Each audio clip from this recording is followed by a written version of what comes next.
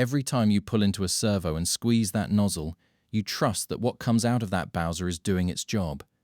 You trust the brand on the sign. You trust the government that regulates it. And you trust that the fuel sitting in the underground tank below your feet is clean, fresh, and safe for your engine. What nobody knew until the investigations started piling up was that some of the fuel flowing into Australian engines has been silently wrecking them for years.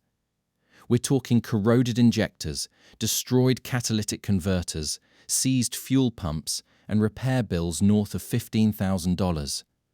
All from something you bought at the servo on a Tuesday afternoon without thinking twice. But this story doesn't start at a single dodgy petrol station. It starts with the fuel itself, and with a system that's been letting Australians down for longer than you'd believe. There are 5 fuel sources destroying engines across this country right now, and there are 3 that the mechanics we spoke to trust with their own cars. By the end of this video, you'll know exactly which ones are which. Let's get into it. Number 5. E10 fuel in the wrong vehicle. E10 is everywhere. It's cheap, it's at almost every bowser in the country, and for a lot of Australians, it's the default choice. Save a few cents per litre, fill the tank, and get on with your day. And for compatible cars, that's completely fine. E10 is a legitimate fuel. It's a blend of regular unleaded petrol and up to 10% ethanol, and it actually bumps the octane rating up to about 94 RON. For a modern car with fuel injection and compatible materials in the fuel system, E10 does its job without any drama. The problem is when E10 ends up in a vehicle that was never designed for it, and that happens far more than the fuel industry wants to admit. Ethanol is alcohol, and alcohol does what alcohol does. It attacks certain types of rubber and plastic on contact. The seals in your fuel lines, the gaskets in your fuel pump, the diaphragms in older carburetors, all of it. Over time, the ethanol breaks down those materials, causing fuel leaks, blocked filters, and degraded fuel system performance that can snowball into a seriously expensive repair. This is where the story takes a turn nobody expected. Back in 2002, NSW Fair Trading started receiving a flood of complaints from drivers reporting engine damage from ethanol-blended petrol. Some of that fuel contained up to 20% ethanol, and at the time, there were no legally enforceable requirements around how much ethanol could be in a tank, or whether the bowser even had to tell you it was there. Drivers had no idea what they were buying, and they had no way to prove the fuel was responsible for the damage to their engines. That led to regulation. Today, E10 is capped at 10% ethanol and must be clearly labelled. But the compatibility issue hasn't gone away. Vehicles built before 2000 are generally at the highest risk. Older cars with carburetors should avoid E10 entirely. Many European vehicles, turbocharged engines, and performance cars that require a minimum of 95 or 98 RON should never see E10 in their tank. And some cars that are fine with 5% ethanol blends are not necessarily compatible with E10. And no, I'm not making that up. It's printed right there in your owner's manual if you bother to check. And one accidental fill won't likely cause catastrophic damage. But repeated use in an incompatible engine? That's where the fuel lines start degrading, the seals start leaking, and the repair bills start climbing. The fix is simple. Check the sticker inside your fuel flap. Read your manual. If it says 95 or 98 RON minimum, do not put E10 in that tank. The few cents you save at the bowser will cost you thousands at the mechanic. Number 4. No-name independent servos. You know the ones. The servo on the back road with a faded sign, a single employee behind the counter, and fuel prices that seem a little too good to be true. Now, look. Not every independent servo is a problem. Plenty of them are well-maintained and sell perfectly good fuel. But here's what the data actually shows. The RACV documented roughly 1,300 cases of fuel contamination over a 2-year period across Australia. That's not a huge number relative to total fuel sales, but when you're the one pulling out of the servo with an engine misfiring and a check engine light blazing, statistics don't feel very comforting. And when you dig into where contamination happens most, a pattern emerges. Smaller independent operators with older underground tanks, less frequent deliveries, and lower customer volume are disproportionately represented. If you're wondering how that's even legal, so is everyone else. One of the more publicised incidents happened at a Caltex station in Eastern Creek, Sydney. More than 24 drivers were left stranded in the breakdown lane of the M4 motorway after filling up during peak hour. Cars were dying within minutes of leaving the Bowser. The root cause was contaminated fuel in the underground storage system. Then there was Ahmed Kilani's case, reported by Chahais. He filled up at a Metro petroleum station on a rainy night. The next day, his car was sluggish and had to be towed to the dealership. Mechanics confirmed water contamination in the fuel. Metro opened an investigation. It stalled. Weeks later, Kilani noticed construction work on the very pumps he'd used. The station's own compliance officer confirmed the fuel was unfit for sale, and yet Metro did not accept responsibility. Another driver, Greg Meredith, had his 2007 Toyota Land Cruiser destroyed by magnetic iron particles in fuel from a servo in Bathurst. The repair quote came in at $19,600. The station refused responsibility because he'd driven 400 kilometres before the engine misfired, and the NRMA told him that liability gets murky once you're past 10 kilometres from the Bowser. Pay attention to this next detail, because it explains everything. During the 2026 fuel crisis, when servos across NSW and Victoria started running dry, independent retailers were hit the hardest. Over 100 stations in NSW alone lost supply. Independent operators don't have direct supply contracts with refineries. When the chain tightens, they're the first ones cut off. And when fuel finally does arrive at a low-priority site, the quality controls can be less rigorous than at a major brand station with corporate oversight. None of this means you should never use an independent servo. But it does mean you should think about who's maintaining the tanks beneath that forecourt, how often they're being inspected, and whether anyone's actually accountable when something goes wrong. Number 3. 91 RON regular unleaded. Australia's dirtiest fuel grade. This is the one that should make you angry. Because while we've been worried about which logo is on the servo sign, the real problem was sitting inside the fuel itself. For years, Australia had the worst fuel quality standards in the OECD. Not middle of the pack. Not slightly behind. Dead last. Regular 91 RON unleaded in Australia was allowed to contain up to 150 parts per million of sulphur. That's the maximum. Europe moved to 10 parts per million back in 2009. Japan did the same. South Korea, the United States, even China got there before us. We were selling fuel with 15 times the sulphur that Europeans put in their cars. A seasoned automotive journalist once described Australian fuel quality as being ranked 70th in the world, sitting behind countries like Argentina, Bosnia and Herzegovina, and Iraq. For a wealthy, developed nation, that's not just embarrassing. It's a mechanical health crisis hiding in plain sight. Here's what high sulphur does to your car. Sulphur poisons catalytic converters. It degrades their ability to scrub harmful pollutants from exhaust gases. In modern vehicles equipped with Euro 5 or Euro 6 emission systems, high sulphur fuel actively damages the very technology designed to keep the engine clean and efficient. It accelerates deposit buildup on fuel injectors and intake valves, and it increases engine wear over time. And somehow, it gets worse. Because of our dirty fuel, car manufacturers couldn't bring their cleanest, most efficient models to Australia. They had to detune engines specifically for our market, stripping away performance and fuel efficiency just to make the powertrains compatible with our substandard fuel. Australian buyers paid the same price for a less capable car. In December 2025, after 2 decades of international pressure and industry lobbying, Australia finally introduced a 10 parts per million sulphur cap across all petrol grades. And for about 90 days, we had fuel that actually met global standards. Then the government reversed course. We'll get to that in a moment. But the takeaway here is important. If you've been running 91 RON regular unleaded for the past decade or more, your engine has been ingesting fuel with sulphur levels that were banned in most developed countries years ago. The damage doesn't show up as a single catastrophic failure. It shows up as gradual injector fouling, increased carbon deposits, reduced efficiency, and a catalytic converter that dies years before it should. If you're still filling up with 91 RON in a car that recommends 95 or 98, you're not saving money. You're shortchanging your engine and building a repair bill that's waiting in the wings. Number 2. Stale fuel from low turnover stations. This one flies completely under the radar because the servo looks fine. The pumps are clean.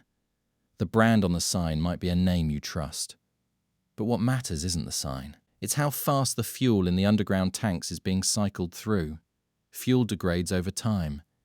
Petrol begins to oxidize and lose volatility after about 3 to 6 months of storage.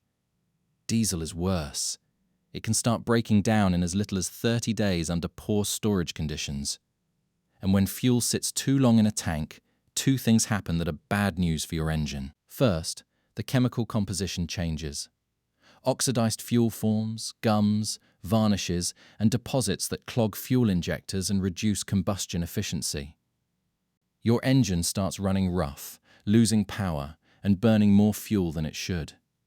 You might not even notice it at first.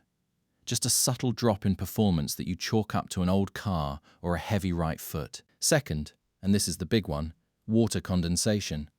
Underground fuel tanks breathe. Temperature changes cause air to move in and out of the tank through vents, and that air carries moisture. In a high turnover station, the fuel gets replaced before water accumulation becomes a problem. In a quiet suburban or regional servo that might go days between deliveries, that water builds up at the bottom of the tank. And when the fuel level drops low enough, your Bowser starts drawing a mix of fuel and water. Water in petrol causes rough running, misfiring, and loss of power.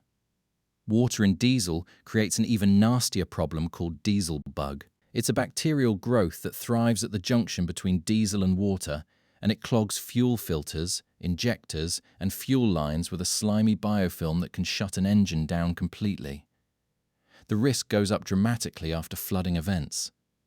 When floodwaters reach ground level at a servo, groundwater can infiltrate the underground tanks through compromised seals and fittings. And if that station isn't inspected and flushed before it reopens, the contaminated fuel gets pumped straight into whatever vehicle pulls up next. There's a warning sign you can use, though. If you pull into a servo and the tanker truck has just finished delivering, consider going somewhere else. Fresh deliveries stir up sediment and water that's settled at the bottom of the tank, and the first few cars through after a delivery are at higher risk of pulling contaminated fuel. The safest move? Fill up at busy stations with high customer volume. The faster the fuel cycles through those tanks, the fresher and cleaner it stays. Boring advice, but it works. If you've been getting value from this report, hit subscribe. We cover the Australian automotive industry every week with investigations, reliability breakdowns, and buying guides that dealerships don't want you to see. While all of this was playing out across individual servos and fuel types, something much bigger was happening at a national level, something that affected every single fuel station in the country. Number 1. The 2026 fuel crisis and Australia's dirty fuel comeback. In December 2025, Australia achieved something 2 decades in the making. The government finally capped sulphur in all petrol grades at 10 parts per million, bringing us in line with Europe, Japan, and the rest of the developed world. For the first time, Australian drivers had access to fuel that wouldn't quietly degrade their engines and emissions systems. That new standard lasted about 90 days. In early 2026, conflict in the Middle East disrupted the Strait of Hormuz, a choke point for roughly 20% of the world's oil supply. Australia imports more than 90% of its refined fuel, and much of it comes via Asian refineries that depend on crude flowing through that strait. When the strait was effectively closed, the supply chain buckled almost immediately. By March 2026, hundreds of service stations across NSW and Victoria were running dry. At the peak, 410 stations nationwide had zero diesel available. Panic buying amplified the shortages. Farmers couldn't fuel their tractors. Trucking companies couldn't keep rigs on the road. Diesel hit $3 per litre in many regions. The government's response was to loosen the fuel standards. On March 12th, Energy Minister Chris Bowen signed a determination allowing sulphur in petrol to jump from 10 parts per million back up to 50 parts per million, 5 times the new limit, effectively erasing the December improvement in a single stroke. And here's the part that stings. That 50 ppm fuel is what Australia was selling throughout most of 2025 and earlier, meaning the dirtier fuel felt normal because we'd lived with it for so long.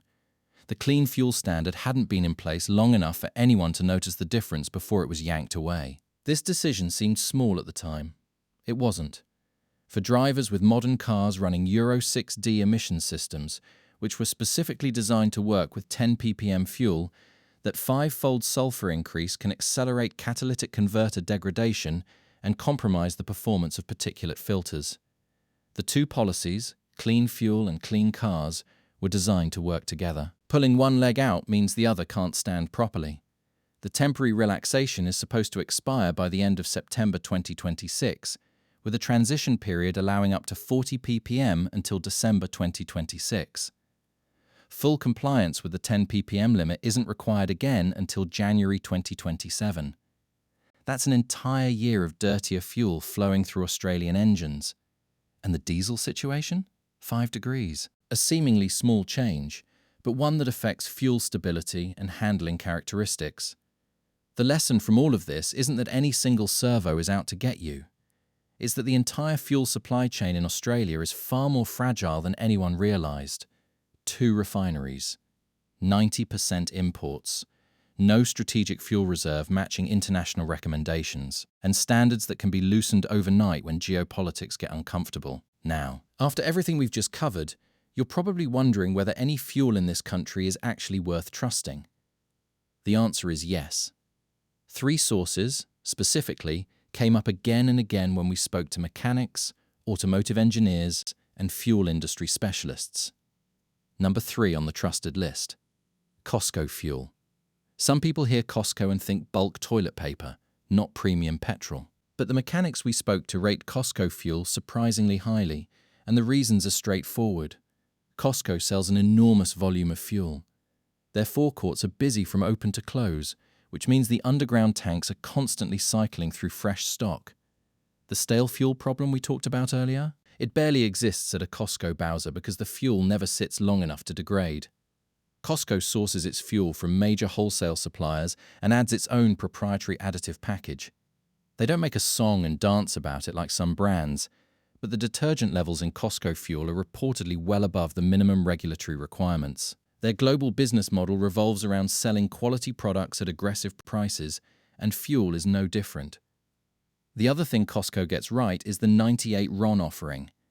Many servos push E10 or 91 RON as the default, burying the premium grades behind confusing Bowser layouts. Costco's 98 RON premium is typically 10 to 15 cents cheaper per litre than what you'd pay at a branded servo down the road. The catch is the membership. You need a Costco card to fill up, and the nearest warehouse might not be on your commute. But if you live near one and you're already a member, there's no reason to drive past it. The fuel is clean, fresh, well-additized, and priced below market. Number 2 on the trusted list: BP Ultimate. BP has been a fixture on Australian roads for decades, and their premium product, BP Ultimate, carries one of the strongest reputations among mechanics in this country. The key differentiator is the Invigorate additive technology. BP's premium fuels contain a higher concentration of detergent additives designed to actively clean fuel injectors, protect against corrosion, and reduce carbon deposit buildup inside the combustion chamber. In direct injection engines, where fuel doesn't wash over the intake valves the way it does in port injection setups, those detergents matter. A lot. Carbon buildup on intake valves is one of the biggest maintenance headaches facing modern GDI engines. The fuel injector sprays directly into the combustion chamber, bypassing the valve entirely. Without detergent-rich fuel regularly flowing over those valves, carbon deposits accumulate, restricting airflow and causing rough idling, misfires, and reduced performance. Using a fuel with a strong additive package is one of the simplest preventative measures available. BP Ultimate 98 in particular has built a following among performance car owners and fleet operators. Some of the largest transport companies in the country run their fleets exclusively on BP's premium diesel, and while marketing plays a role in that, the consistency of the product across BP's national network is a genuine strength. The reality is that premium fuel from any major brand will outperform regular 91 RON in terms of cleanliness and engine protection. But BP's investment in additive technology, combined with their supply chain infrastructure, puts Ultimate near the top of the pile for mechanics who care about what goes in their customers' engines. Number 1 on the trusted list, Shell V-Power, sold through Viva Energy. If there's one fuel that came up more than any other in our conversations with mechanics, workshop owners, and automotive engineers, it was Shell V-Power.